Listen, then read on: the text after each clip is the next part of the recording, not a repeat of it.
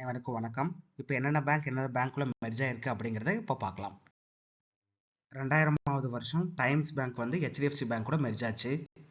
அதே 2000வது வருஷம் bank of Mathura வந்து ICICI பேங்க் கூட மெர்ஜ் ஆயிடுச்சு.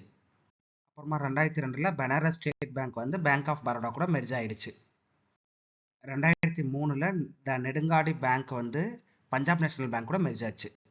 அதே 2003ல் குளோபல் ட்ரஸ்ட் பேங்க் வந்து ஓரியண்டல் பேங்க் ஆஃப் காமர்ஸ் கூட மெர்ஜ் ஆச்சு. அப்புறமா 2005ல் செஞ்சுரியன் பேங்க் வந்து பேங்க் ஆஃப் பஞ்சாப் கூட மெர்ஜ் ஆச்சு. 2006ல் யுனைடெட் வெஸ்டர்ன் பேங்க் வந்து IDBI பேங்க் கூட மெர்ஜ் ஆச்சு. 2007ல் பாரத் ஓவர்சீஸ் பேங்க் வந்து இந்தியன் ஓவர்சீஸ் பேங்க் கூட மெர்ஜ் ஆச்சு.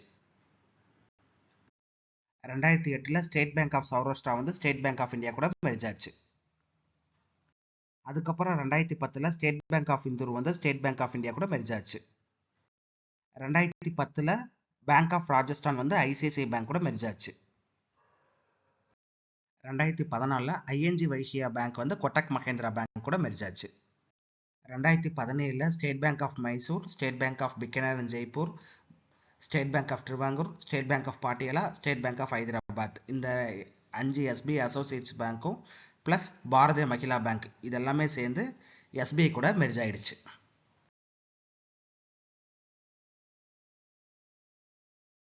2019ல் தேனா பேங்க்கும் விஜயா பேங்க்கும் பேங்க் ஆஃப் பரோடா கூட மெர்ஜ் ஆயிடுச்சு.